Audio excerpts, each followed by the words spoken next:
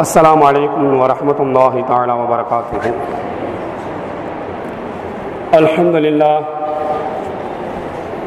अल्हम्दुलिल्लाह नहमदुहु व नस्तईनुहु व नस्तगफिरुहु व नऊज़ु बिल्लाहि मिन शुरूरि अंफुसिना व मिन सय्यिआति अअमालिना।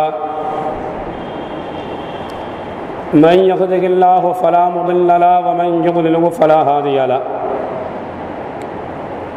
ونشهد أن لا إله إلا الله وحده لا شريك له ونشهد أن محمدا عبده ورسوله أما بعد فقد قال الله تعالى في القرآن العظيم وفي الفرقان المجيد: أعوذ بالله من الشيطان الرجيم بسم الله الرحمن الرحيم وما آتاكم الرسول فخذوه وما نهاكم عنه فانتهوا واتقوا الله إن الله شديد العقاب. قال نبينا صلى الله عليه وسلم: لا يؤمن أحدكم حتى أكون أحب إليه من والده وولده والناس أجمعين. صدق الله العلي العظيم. அளவற்ற அருளாளனும் நிகரற்ற அன்புடையனுமாகிய எல்லாமல்ல அல்லாஹ்வின் திருப்பெயரால் நமது வார்த்தைகளை ஆரம்பம் செய்கின்றோம். சாந்தியும் சமாதானமும் நபிகள் பெருமானார் ரசூலுல்லாஹி ஸல்லல்லாஹு அலைஹி வஸல்லம் அவர்கள் மீதும் அவர்களை பின்பற்றி நடந்த சத்திய சஹாபாக்கள், தாபிஈன்கள், தபஅ தாபிஈன்கள், குறிப்பாக நம் அனைவர்கள் மீதும் என்றென்றும் உண்டாகட்டுமாக. அன்பார்ந்த அல்லாஹ்வின் நல்லடியார்களே, பெரியோர்களே, அல்லாஹு தஆலா இந்த உலக மக்களுக்கெல்லாம் வழிகாட்டியாக, இறுதி தூதராக நபிகள் பெருமானார் ரசூலுல்லாஹி ஸல்லல்லாஹு அலைஹி வஸல்லம் அவர்களை அனுப்பி வைத்து இந்த உலகத்தில் வாழக்கூடிய மூமின்கள் எல்லாம் நபிகள் பெருமானார் ரசூலுல்லாஹி ஸல்லல்லாஹு அலைஹி வஸல்லம் வாழ்க்கை வரலாறை முழுக்க முழுக்க பின்பற்றி அவர்கள் எதை நமக்கு ஏவினார்களோ அதை எடுத்தும் அவர்கள் எதை விட்டும் நம்மை தவிர்த்து வாழும்படி ஏவிருக்கிறார்களோ அதை விட்டும் நாமெல்லாம் தவிர்த்து நடக்க வேண்டும் என்று அல்லாஹ் சொல்லக்கூடிய வசனத்தை பார்க்கிறோம். அல்லாஹு தஆலா ஒரு ஆயத்தில் குறிப்பிட்டுள்ளான்: وما آتاكم الرسول فخذوه وما نهاكم عنه فانتهوا واتقوا الله إن الله شديد العقاب. அந்த தூதர் உங்களுக்கு எதை கொண்டு வந்தாரோ அதை நீங்கள் எடுத்துக்கொள்ளுங்கள், எதை விட்டும் உங்களை தடுத்தாரோ அதை விட்டும் நீங்கள் தவிர்த்து கொள்ளுங்கள், அல்லாஹ்வை அஞ்சிக் கொள்ளுங்கள், நிச்சயமாக அல்லாஹ் கடுமையாக கண்டிப்பவன் என்று அல்லாஹ் சொல்வதை பார்க்கிறோம். அப்ப இந்த உலகத்தில் வாழக்கூடிய மூமின்கள் நபிகள் பெருமானார் ரசூலுல்லாஹி ஸல்லல்லாஹு அலைஹி வஸல்லம் அவருடைய வாழ்க்கை வரலாறை பின்பற்ற வேண்டும், அதைத்தான் தன்னுடைய வாழ்க்கை நெறியாக எடுத்துக்கொள்ள வேண்டும் என்றும் அல்லாஹ்வும் அல்லாஹ்வுடைய தூதரும் சொல்வதை நாம் பார்க்கிறோம். ஆனால் நபிகள் பெருமானார் ரசூலுல்லாஹி ஸல்லல்லாஹு அலைஹி வஸல்லம் வாக்கு எவ்வாறு இருக்கிறது, நம்முடைய வாழ்க்கையின் போக்கு எவ்வாறு இருக்கிறது என்பதை நாம் தெரிந்து கொள்ள வேண்டும். நபிகள் பெருமானார் ரசூலுல்லாஹி ஸல்லல்லாஹு அலைஹி அவர்கள் ஒரு ஹதீஸில் ஒரு 10 விதமான மனிதர்களை பற்றி சொல்வார்கள். 10 பேர்கள் மீது அல்லாஹு தஆலா கோபிக்கிறான், 10 பேர்களை அல்லாஹு தஆலா கோபிக்கிறான். அந்த 10 பேர் யாரு என்றால் ரசூலுல்லாஹ் சொன்னாங்க: அல் புகல மினல் அக்னியா, பணக்காரர்களிடத்தில் கஞ்சத்தனம் இருப்பதை அல்லாஹ் கோபிக்கிறான். பணக்காரர்களிடத்தில் கஞ்சத்தனம் இருப்பதை அல்லாஹ் கோபிக்கிறான். ஏனென்றால் செல்வத்தை, செல்வாக்கை, பணங்காசுகளை அல்லாஹ் தருகிறான். தந்தவன் சொல்கிறான்: நீங்கள் ஏழைகளுக்கு உதவுங்கள், ஏழைகளுக்கு உங்களுடைய செல்வத்தில் சிலதை செலவிடுங்கள் என்று அல்லாஹ் சொல்லி காட்டுகிறான். அல்லதீன யுன்ஃபிகூன அம்வாலஹும் மிம்மா ரஸக்னாஹும் சிர்ரன் வ அலானியா. அல்லாஹு தஆலா உங்களுக்கு தந்ததில் சிலதை நீங்கள் தெரிந்தும் தெரியாமலையும் நீங்கள் செலவிடுங்கள் என்று அல்லாஹ் சொல்கிறான். எனவேதான் நான் தந்தது உனக்கு செல்வமா இருக்கட்டும், பொருளா இருக்கட்டும், அல்லது வீடு வாசலா இருக்கட்டும், ஆக உலகத்தின் வாழ்க்கையை, உலகத்தின் பொருளாதாரத்தை நான் உனக்கு தந்தேன், தந்தவன் நான் சொல்கிறேன், நீ செலவிடு என்று. அவள் செலவிடாமல் இருக்கும் பணக்காரர்களை அல்லாஹ் தஆலா கோபிக்கிறார். மீனவர்களை பாருங்க, இன்னைக்கு மீன் பிடிக்க போறாங்க, ஒரு வலையை எடுத்துக்கொண்டு மீன் பிடிக்க செல்கிறார்கள். வேற ஏதாவது இருக்கிறதா? ஆனால் கடலுக்கு வலைகளை எடுத்துக்கொண்டு மீன் பிடிக்க செல்பவர்கள் ஒன்றுமில்லாமல் செய்கிறார்கள். வரும்போது 500 ரூபாய் 1000 ரூபாயை கொண்டு வருகிறார்கள். அவளுக்கு கொடுத்தது யாரு? அல்லாஹ் தஆலா. அவ எதுவும் இல்லாமல் செல்லக்கூடிய மீனவர்கள் அல்லாஹ்வுடைய உதவியை கொண்டு அவர்களுக்கு அன்றைக்கு கிடைத்த ரிஸ்கை கொண்டு வருகிறார்கள். இதே போன்றுதான் உலகத்தில் வாழக்கூடிய செல்வந்தர்கள் உங்களுடைய முயற்சியால், உங்களுடைய ஆற்றலால், உங்களுடைய திறமையால் நீங்கள் பணகாசை நீங்கள் உண்டு பண்ணவில்லை, என்னுடைய நாட்டத்தால் தான் நீங்கள் பணகாசை உண்டு பண்ணுகிறீர்கள். எனவே நான் தந்த செல்வத்திலிருந்து நீங்கள் ஏழைகளுக்கு செலவிடுங்கள் என்று அல்லாஹ் சொல்லியிருக்கும் பொழுது அவர் செலவு செய்யாத பணக்காரர்களை மீது அல்லாஹ் கோபிக்கிறான் என்றார்கள் நபிகள் பெருமானார் ரசூலுல்லாஹி ஸல்லல்லாஹு அலைஹி வஸல்லம். ஆனால் இன்றைக்கு சூழல் எப்படி இருக்கிறது? பணக்காரர்களிடத்தில் அதிகமான கஞ்சத்தனம் இருப்பதை பார்க்கிறோம், இல்லையா? பணக்காரர்களிடத்தில் அதிகமான கஞ்சத்தனம் இருப்பதை பார்க்கிறோம். அல்லாமா அக்காலி ரஹ்மத்துல்லாஹி அலைஹி அவர்கள் ஒரு கதை சொல்வார்கள்.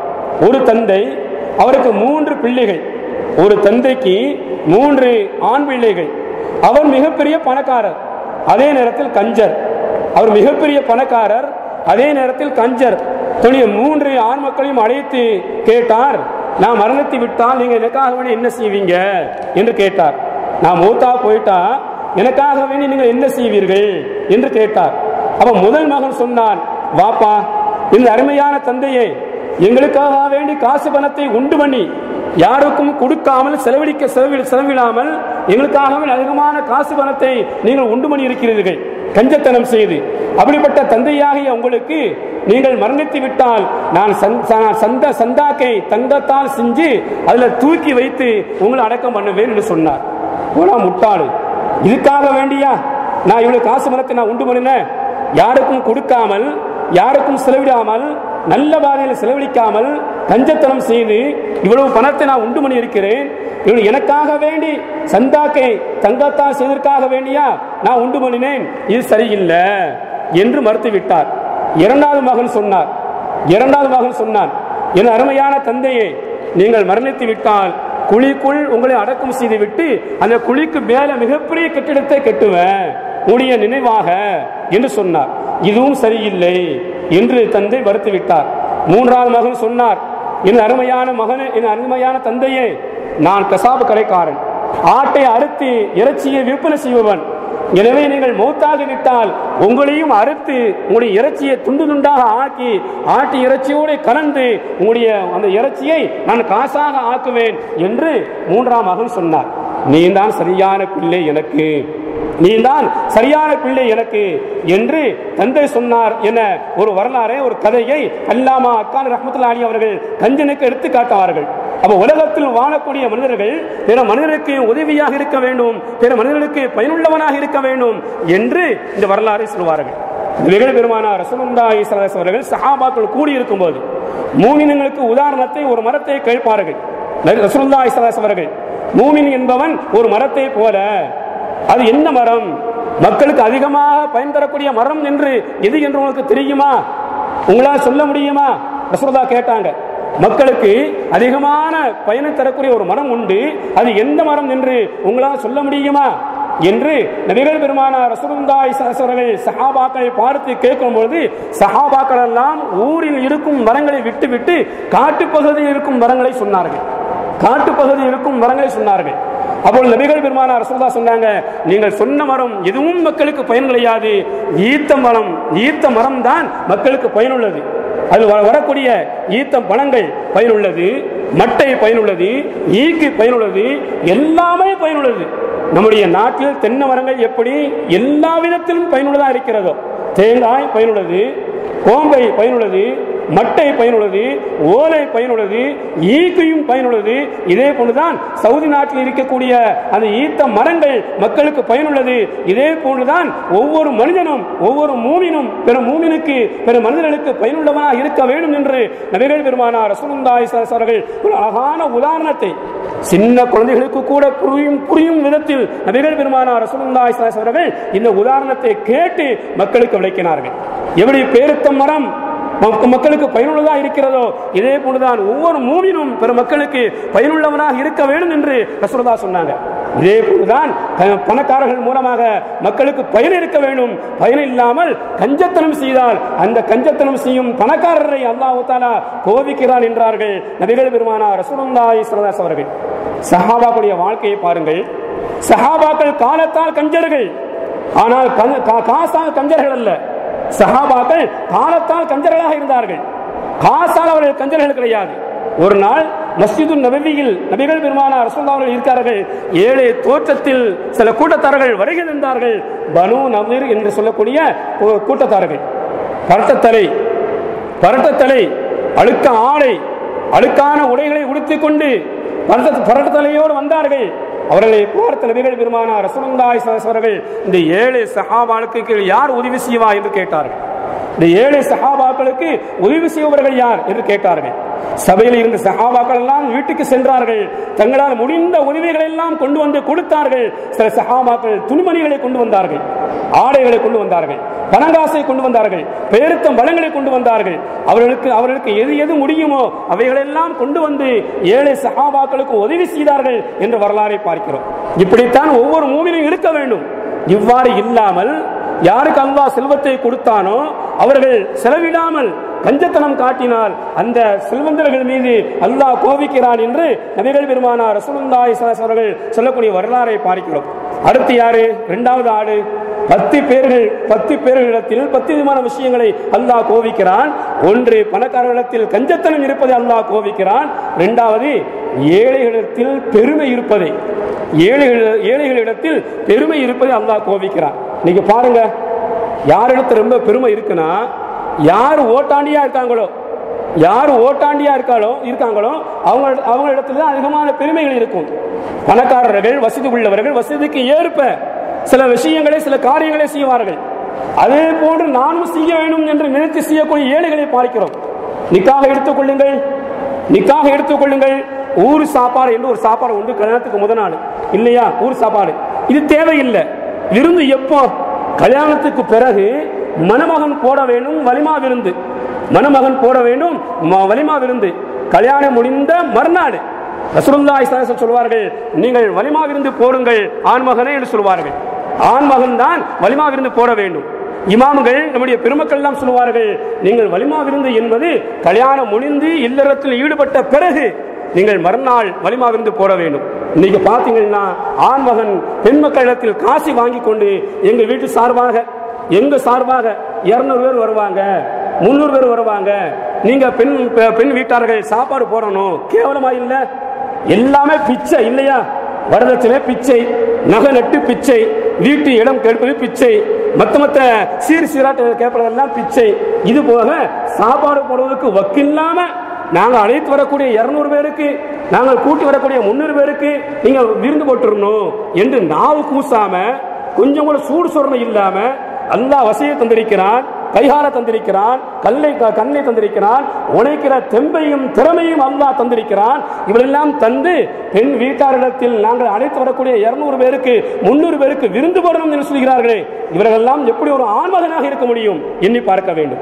அப்ப ஏன் சொல்றேன்னு சொன்னா, பெருமைக்காகவே இன்றைக்கு அதிகமான செலவுகள் செய்யப்படுகிறது. பணக்காரர்கள் வசதிக்கு ஏற்ப செலவு செய்கிறார்கள். அதே போன்று நானும் செய்ய வேண்டும். என்னுடைய பிள்ளைக்கு, என்னுடைய மகனுக்கு கல்யாணத்துக்கு முதல் நாள் ஊர் விருந்து என்று காசு வட்டிக்காக வேண்டி கடன் வாங்கி, அல்லது பிறரிடத்தில் கடன் வாங்கி 4 பேர் என்ன சொல்லுவாங்க? 4 பேர் மதிக்கணும். பரவாயில்ல, ஏழையா இருந்தாலும் ஊர் சாப்பாடு போட்டாங்க என்று என்னை மதிக்க வேண்டும், பெருமையாக பேச வேண்டும். இதற்காக வேண்டி காசு இல்லாத ஏழைகளை கூட இன்றைக்கு செலவிடக்கூடிய ஒரு நிலைமையை பார்க்கிறோம். இப்படி ஏழைகளிடத்தில் பெருமை இருப்பதை அல்லாஹ் கோபிக்கிறான் என்று நபிகள் பெருமானார் ரசூலுல்லாஹி ஸல்லல்லாஹு அலைஹி வஸல்லம் சொல்லக்கூடிய ஹதீஸை, வார்த்தையை பார்க்கிறோம். மூன்றாவது சாரார் யாரு? மார்க்க அறிஞரிடத்தில் பேராசை இருப்பதை, மார்க்க அறிஞரிடத்தில் பேராசை இருப்பதை அல்லாஹ் கோபிக்கிறான். இன்னும் காசு வேணும், இன்னும் காசு வேணும், இன்னும் காசு வேணும் என்று காசுக்காக வேண்டி மார்க்கத்தை விற்கக்கூடிய எத்தனையோ மார்க்க அறிஞர்களை பார்க்கிறோம். காசுக்காக வேண்டி, பணத்திற்காக வேண்டி மார்க்கத்தை விற்கக்கூடிய எத்தனையோ அறிஞர்களை பார்க்கிறோம். இப்படி பேராசை கொண்டு அலையும் மார்க்க அறிஞர்களையும் அல்லாஹ் தஆலா கோபிக்கிறான் என்று நபிகள் பெருமானார் ரசூலுல்லாஹி ஸல்லல்லாஹு அலைஹி வஸல்லம் சொல்லக்கூடிய வார்த்தையை பார்க்கிறோம். நான்காவது சாரார் யாரு? ஹில்லத்துல் ஹயாயி மினன் நிசாயி, பெண்களிடத்தில் வெட்கம் கம்மியாக இருப்பதை, பெண்களிடத்தில் வெட்கம் குறைவாக இருக்கும் பெண்ணை அல்லாஹ் கோபிக்கிறான். வெட்கம் கம்மியாக இருக்கும் பெண்ணை அல்லாஹ் கோபிக்கிறான். பெண்கள் யாரு? பெண்கள் தங்கத்தை போன்றவர்கள், வைடூரத்தை போன்றவர்கள், வைரங்களை போன்றவர்கள், மாணிக்கும் மரகதத்தை போன்றவர்கள் பெண்கள். உலகத்திலே இருக்கும் பொருளிலேயே இன்பத்திலேயே சிறந்த இன்பம் பெண்கள் தான். நபிகள் பெருமானார் ரசூலுல்லாஹி சொல்வார்கள், அத்துன்யா மதாஉன் கைரு மதாஇத் துன்யா அல் மர்அத்து ஸாலிஹா, உலகத்தின் இன்பத்திலேயே சிறந்த இன்பம் ஒரு சாலிஹான ஒரு பெண் என்று ரசூலுல்லாஹ் சொன்னாங்க. ஒரு பெண் என்பவள் அவர் வைரத்தை போன்றவள், மாணிக்கத்தை போன்றவள், மரகதத்தை போன்றவள். இந்த பெண்ணிடத்தில் வெட்கம் இருக்க வேண்டும். தங்கத்தை விட, வைடூரத்தை விட, மாணிக்கத்தை விட மேலானவள் பெண். இந்த பெண்ணிடத்தில் வெட்கம் இருக்க வேண்டும். எந்த பெண்ணிடத்தில் வெட்கம் இல்லையோ, நாணம் இல்லையோ, அந்த பெண்ணை அல்லாஹ் கோபிக்கிறான் என்று நபிகள் பெருமானார் ரசூலுல்லாஹி ஸல்லல்லாஹு அலைஹி வஸல்லம் சொல்லக்கூடிய அந்த ஹதீஸ், அந்த வார்த்தையை நான் பார்க்கிறோம். ஒரு காலத்துல பாருங்க, ஒரு பெண்கள் 18 முழம் சேலை உடுத்துவார்கள் இல்லையா? 18 முழம் நல்லா கீழையும் சுத்தி, உடம்பையும் சுத்தி, தலைக்கு போட்டு கொஞ்சத்தை கையில மடக்கி வச்சிருப்பாங்க. கொஞ்சத்தை கையில மடக்கி வச்சு ஓரமா போவாங்க. ஆண்கள் வந்தா போதும், சோறு ஒட்டி போவாங்க, சோறு ஓரமா போவாங்க. இன்னைக்கு நிலைமை என்ன? ஆண்களுக்கு நான் என்ன குறைச்ச, ஆண்களுக்கு நிகர் நாங்கள் என்ற எண்ணம் பெண்களிடத்தில் உருவாகிவிட்டது.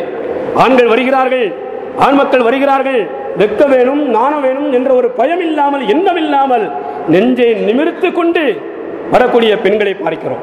நெஞ்சை தூக்கி கொண்டு வரக்கூடிய பெண்களை பார்க்கிறோம். அவ எந்த பெண்ணிடத்தில் வெட்கம் இல்லையோ அந்த பெண்ணை அல்லாஹ் கோபிக்கிறான் என்றார்கள் நபிகள் பெருமானார் ரசூலுல்லாஹி ஸல்லல்லாஹு அலைஹி வஸல்லம்.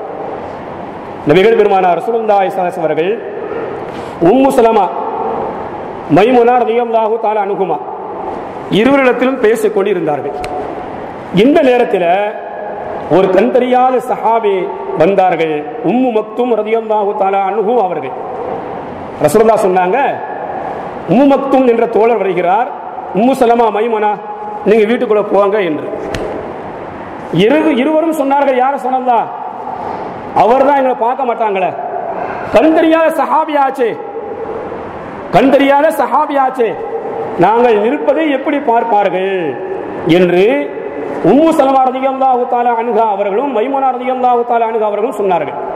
ரசூலுல்லாஹ் கேட்டாங்க, உம்மு சலமா, மைமுனா அவருக்கு கண் தெரியாது, உம்மு மக்தூம் ரலியல்லாஹு தஆலா அன்ஹுவுக்கு கண் தெரியாது.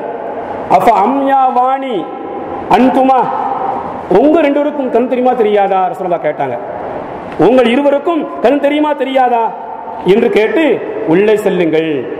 அவர் உங்களை பார்க்கவில்லை என்றாலும் நீங்கள் இருவரும் அந்த தோழரை பார்க்கிறீர்கள், எனவே உள்ளே செல்லுங்கள் என்றார்கள் நபிகள் பெருமானார் ரசூலுல்லாஹி ஸல்லல்லாஹு அலைஹி வஸல்லம். சிறிது காலத்திற்கு பிறகு அதே உம்மு மக்தூம் ரலியல்லாஹு தஆலா அன்ஹு அவர்கள் வந்தார்கள். ஃபாத்திமா ரலியல்லாஹு தஆலா அன்ஹு அவர்கள் அந்த வருகையை பார்த்து ஓட்டம் பிடித்தார்கள். ரசூலுல்லாஹ் கேட்டாங்க, இது அருமையான மகளே, கண் தெரியாத சஹாபி வந்தபோது தான் ஏன் ஓட வேண்டும், எதற்காக ஓடினீர்கள் என்று கேட்டார்கள்.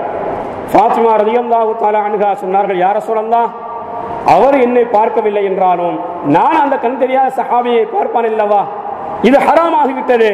எனவேதான் கண் தெரியாத சஹாபி வந்தாலும் என்னுடைய பார்வை அவர் மீது பட்டுவிடக் கூடாது என்பதற்காக வேண்டி நான் ஓட்டம் அடித்தேன் யா ரசூலல்லாஹ் என்று ஃபாத்திமா ரலியல்லாஹு தஆலா அன்ஹா அவர்கள் சொன்ன வார்த்தையை ஹதீஸ் கிதாபில் பார்க்கிறோம். இன்னைக்கு நிலைமை என்ன? அந்நிய ஆண்களிடத்தில் கூட சகஜமா பேசக்கூடிய ஒரு நிலைமை பெண்களிடத்தில் இல்லையா? அல்லாஹ் என்ன சொல்லி காட்டுகிறான், நபியின் மனைவியா இருந்தாலும் அந்நிய ஆண்கள் வந்தால், நபியின் மனைவி யாரு? மூமின்களுக்கெல்லாம் தாய். அந்நபியு அவ்லா பில் முஃமினீன மின் அன்ஃபுஸிஹிம் வ அஸ்வாஜுஹும் உம்மஹாத்துஹும். இந்த நபி மூமின்களுக்கு தன் உயிரை விட மேலானவர் இந்த நபியின் மனைவிமார்கள் உங்களுக்கெல்லாம் தாய்மார்கள் என்று அல்லாஹ் சொல்லி காட்டுகிறான். அந்த நபியின் மனைவிமார்களிடத்தில் சஹாபாக்கள் சென்றாலும் கூட அல்லாஹ் சொன்னான்,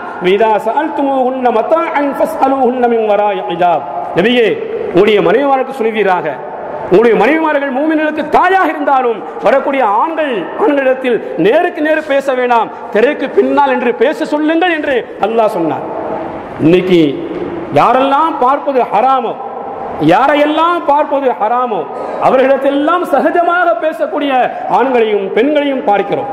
அவர்களிடத்தெல்லாம் சகஜமாக பேசக்கூடிய ஆண்களையும் பெண்களையும் பார்க்கிறோம்.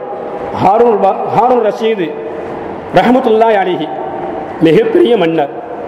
இவங்க மனைவி சுபைதா அம்மா. இவர்கள் மாளிகையில் அந்த பக்கம் இருக்கிறார்கள். காவலாளி வருகிறார் என்று தெரிந்து வேகமாக மாளிகைக்குள் நுழைந்தார்கள். தன் தலைமுடியை பார்த்து விட்டார் காவலாளி என்று நினைத்து பார்த்த தலைமுடியை வெட்டி எறிந்தார். ஹாரூன் ரஷீது அவருடைய மனைவி சுபைதா அம்மா அவர்கள். மன்னர் கேட்டார், என் அருமையான மனைவி சுபைதாவே, காவலாளி முடியை பார்த்து விட்டதற்காக வேண்டி நீ ஏன் தலைமுடியை வெட்டி எறிய வேண்டும்? எதற்காக இருந்தாய் என்று கேட்டபோது, என்னுடைய தலைமுடியை ஒரு அந்நிய ஆண் பார்ப்பதும் ஹராம், என்னுடைய தலை ரோமங்களை ஒரு அந்நிய ஆண் பார்ப்பதும் ஹராம்.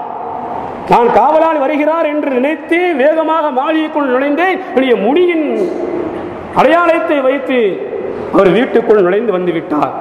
இந்த முடியை பார்த்து விட்டார். எனவே அந்நிய ஆணுடைய பார்வைப்பட்ட முடி எனக்கு தேவையில்லை என்று நினைத்து நான் வெட்டி எறிந்து விட்டு என்று சொன்ன வரலாறை பார்க்கிறோம். இன்னைக்கு பெண்கள் புர்கா போடுகிறார்கள், பர்தா அணிகிறார்கள். பெண்களுக்கு புர்கா பர்தா என்பது பாதுகாப்பு. பெண்களுக்கு புர்கா பர்தா என்பது ஒரு பாதுகாப்பு. இன்னைக்கு பாதுகாப்பான ஆடை கூட அலங்கார ஆடையாக மாறிவிட்டதை பார்க்கிறோம் இல்லையா? பாதுகாப்பான ஆடை கூட இன்னைக்கு அலங்கார ஆடையாக தன்னுடைய உடம்பில் இருக்கும் எல்லா பகுதியும் வெளியில் தெரிகின்ற அளவிற்கு, வெளியில் கவர்ச்சியான பகுதிகள் எல்லாம் வெளியே தெரிகின்ற அளவுக்கு அந்த புர்காவை கூட பர்தாவை கூட இறுக்கமாக போட்டுக்கொண்டு அந்நிய ஆண்களை கவரும் வண்ணம் புர்காவில் பாதுகாப்பு என்று சொல்லக்கூடிய அந்த பர்தாவில் இன்றைக்கு கவர்ச்சிகள் அதிகமாக விட்டது. பார்க்குமா இல்லையா? எந்த பெண் அந்நிய ஆணுக்கு தன்னுடைய தலைமுடியை காட்டுவாளோ அந்த பெண்ணை அல்லாஹ் நரகத்தில் போட்டு வேதனை செய்வான். நபிகள் பெருமானார் ரசூலுல்லாஹ் சொன்னார்கள், மேராஜ் பயணத்தின் போது சில பெண்களை நரகத்தில் பார்த்தார்கள். அந்த சில பெண்கள் தலகுத்தர தொங்கோடப்பட்டு முடியை இழுத்து கெட்டு வைக்கப்பட்டிருக்கிறது. மண்டைக்கு கீழ் நெருப்பை மூட்டி எரிக்கப்படுகிறது. நெருப்பின் சூட்டால் மண்டை மூளை உருகி வடிகிறது. இந்த செய்தியை ஆயிஷா சித்திகா ரலியல்லாஹு தஆலா அன்ஹா அவங்ககிட்ட ரசூலுல்லாஹ் சொன்னபோது, யா ரசூலல்லாஹ், இவ்வாறு அதாபு ஏன், எதற்காக வேண்டி அல்லாஹ் இந்த அதாபை செய்ய வேண்டும்? ஆயிஷா சித்திகா ரலியல்லாஹு தஆலா அவர்கள் கேட்டார்கள். ரசூலுல்லாஹ் சொன்னாங்க, உலகத்தில் வாழும்போது அந்நிய ஆணுக்கு தன்னுடைய தலைமுடியை காட்டிய பெண் தான் இந்த பெண். இன்னைக்கு புர்கா போடுறாங்க, தலைக்கு தாவாணியும் போடுறாங்க. ஆனா முடியும் மறைக்கணும். பெண்களுக்கு முடியும் ஒரு அழகு. அந்த முடியை எடுத்து வெளியே போட்டுக்கிட்டு நடக்கா இல்லையா? அந்த முடியை எடுத்து வெளியே போட்டுக்கிட்டு உலா வரக்கூடிய வீதியில் வரக்கூடிய பெண்களை பார்க்கிறோம். ஒரு பெண் தன் கணவனுக்கு மட்டும்தான் தன்னுடைய அழகை காட்ட வேண்டும், தன்னுடைய அலங்காரத்தை காட்ட வேண்டும், அந்நிய ஆணுக்கல்ல. இன்னைக்கு நிலைமையை பாருங்க. வீட்டுக்குள்ள இருக்கும்போது சுமாரான சேலை உட ஆக இருக்கிறதுலேயே ரொம்ப மோசமானதை எடுத்து உடுத்துவார்கள் இல்லையா? வீட்டுக்குள் இருக்கும்போது யாருக்கு அழகா காட்டணும், யாருக்கு அழகான சேலையை உடுத்தணும், கணவனுக்காக வேண்டிதான் அழகே இருக்க வேண்டும். உடையா இருக்கட்டும், நிறையா இருக்கட்டும், அலங்காரமா இருக்கட்டும், தன்னுடைய கணவருக்காக வேண்டிதான் இருக்க வேண்டும். ஆனால் வீட்டுக்குள் இருக்கும் பொழுது இருக்கிறதுலேயே மட்டமான உடையை எடுத்து உடுத்துவார்கள். வெளியில் செல்லும் போது இருக்கிறது அழகான சேலையை எடுத்து உடுத்து செல்லக்கூடிய பெண்களை பார்க்கிறோம்.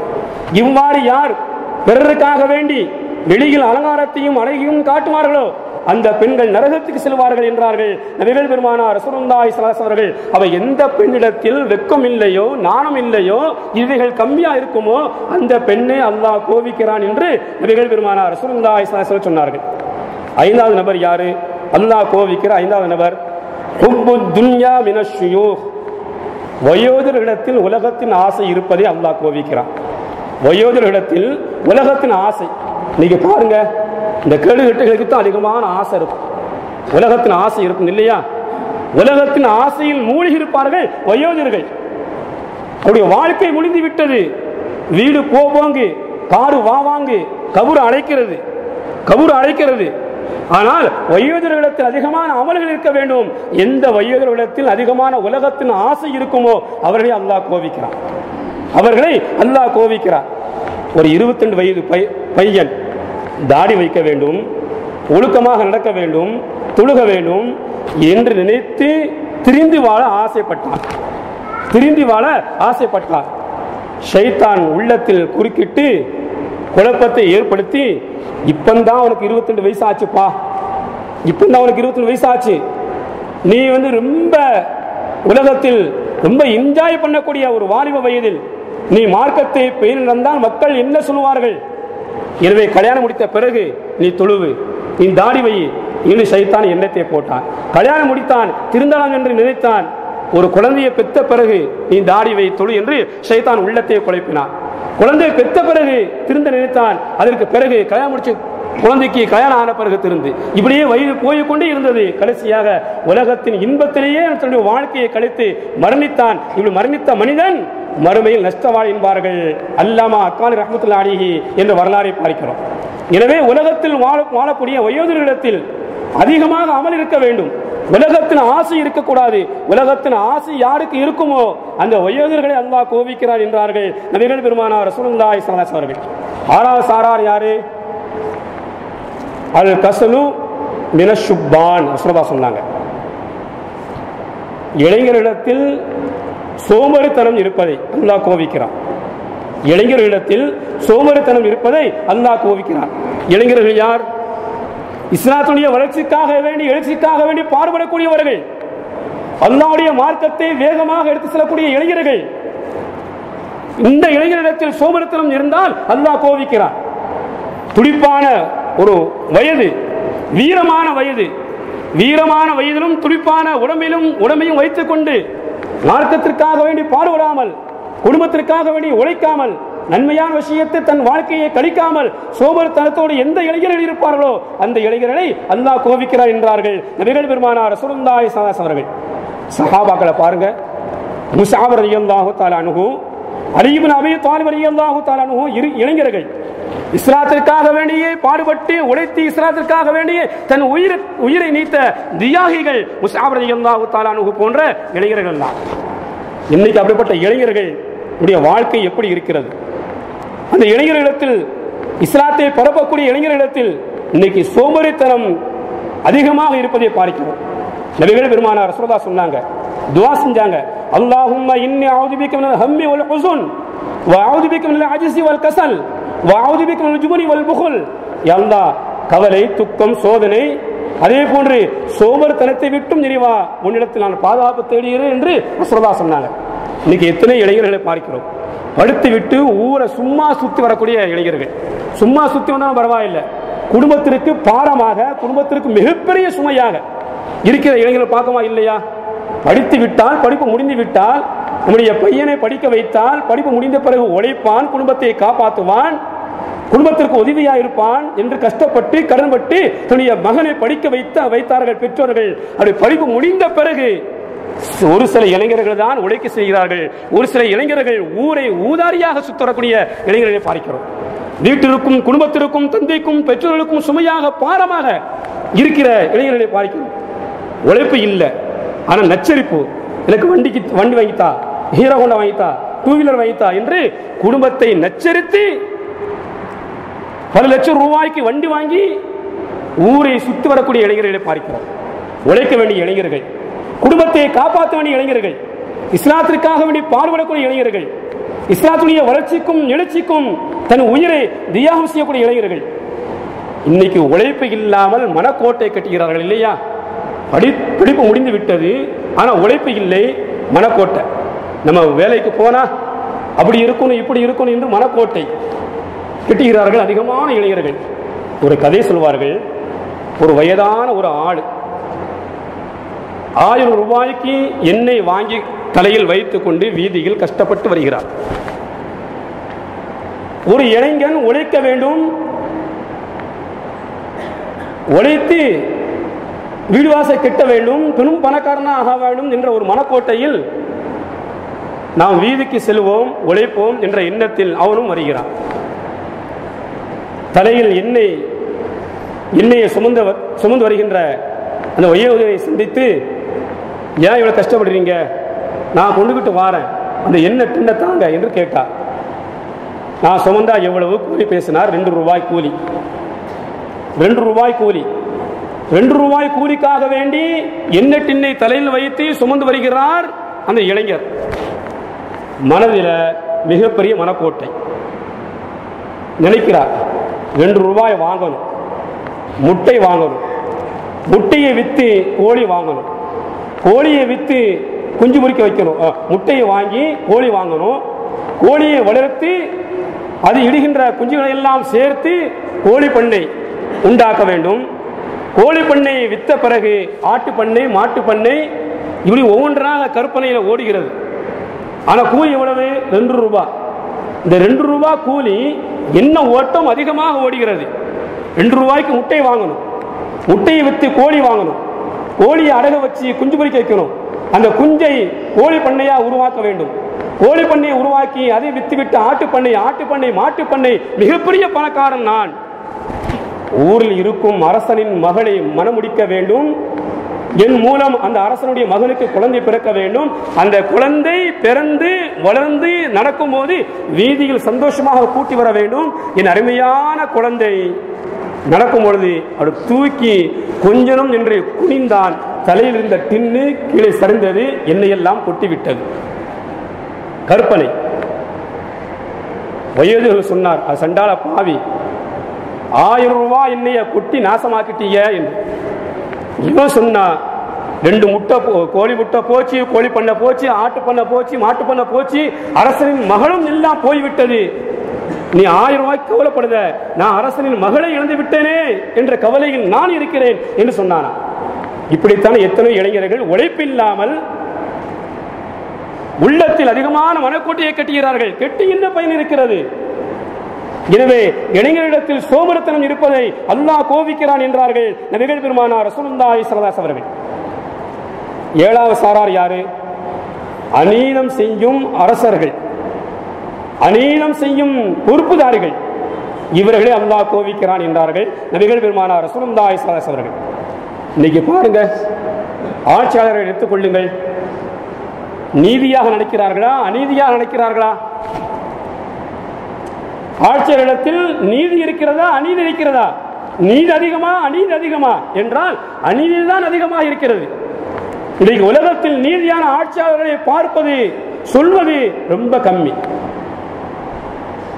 ஆனால் சஹாபாக்களுடைய வரலாறை பாருங்கள். ரலியல்லாஹு தஆலாவுடைய ஆட்சி, மஸ்ஜித் நபவியை விரிவுபடுத்த வேண்டும்.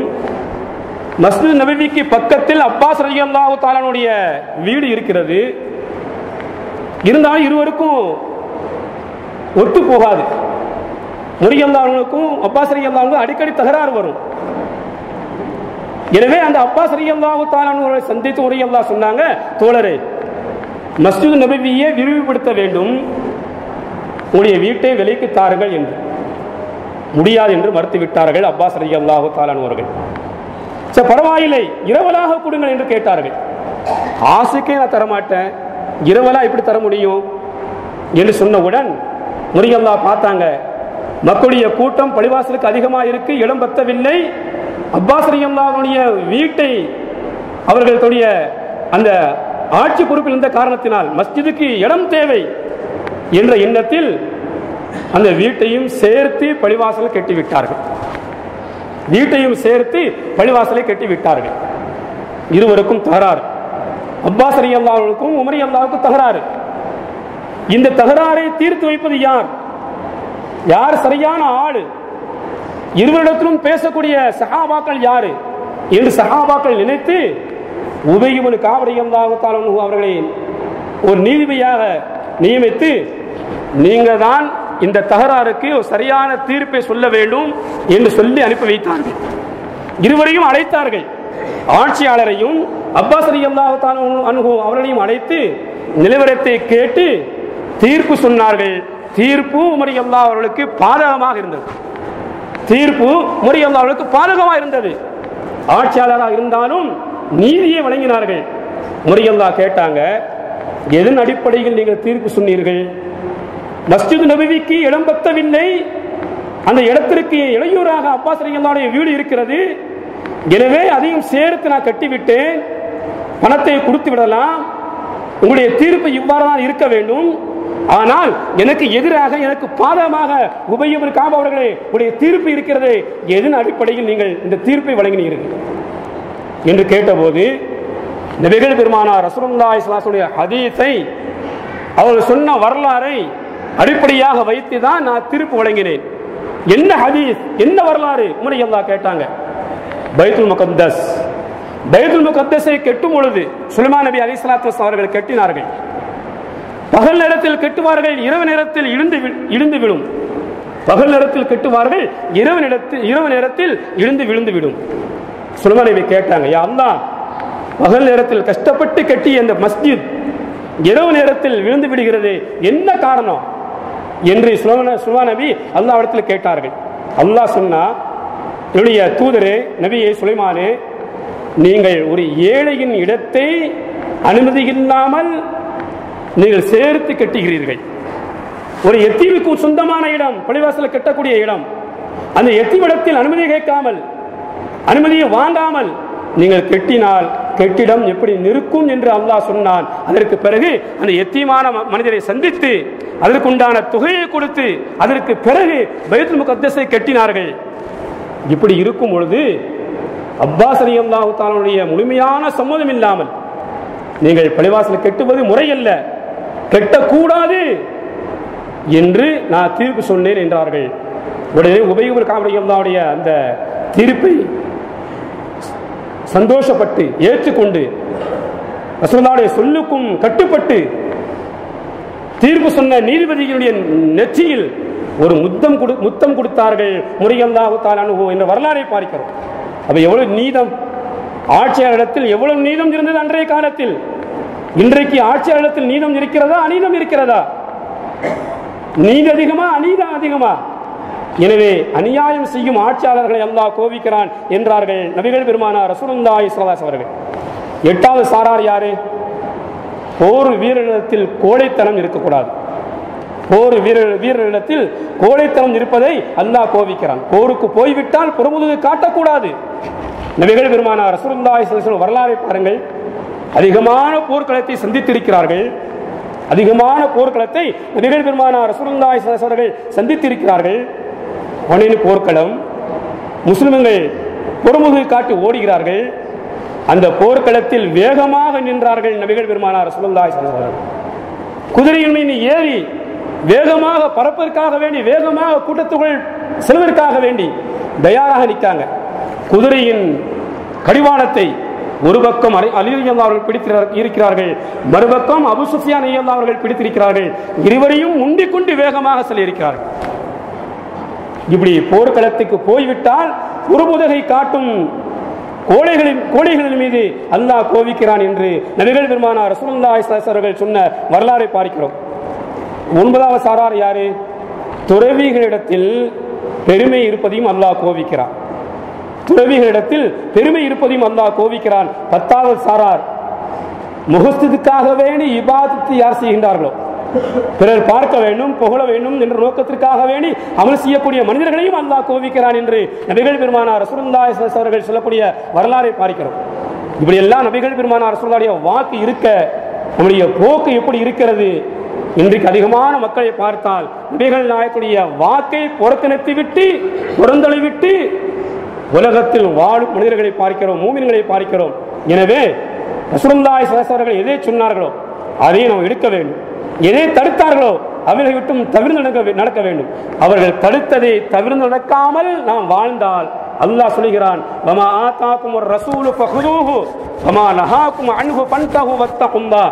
அல்லாஹ்வுடைய தூதர் கொண்டு வந்ததை எடுத்துக் கொள்ளுங்கள், தடுத்ததை விட்டும் தவிர்த்து நடந்து கொள்ளுங்கள், அல்லாஹ்வை பயந்து கொள்ளுங்கள் அப்படி தவிர்த்து நடக்கவில்லை என்றால் இன்னல்லாஹ ஷதீதுல் இகாப், அல்லாஹ் கடுமையாக தண்டிப்பவன் என்று அல்லாஹ் சொல்லி காட்டுகிறான். எனவே அல்லாஹ்வும் அல்லாஹ்வுடைய தூதரும் சொன்னதை தன்னுடைய வாழ்க்கையில் எடுத்து நிற்போம், நன்மையான காரியத்தை செய்வோம், மறுமையில் வெற்றி பெறுவோம். அல்லாஹ் உதவி செய்வானாக. வாஹிரு தஅவானா அல்ஹம்துலில்லாஹி ரப்பில் ஆலமீன். அஸ்ஸலாமு அலைக்கும் வரஹ்மத்துல்லாஹி தஆலா வபரகாத்துஹு.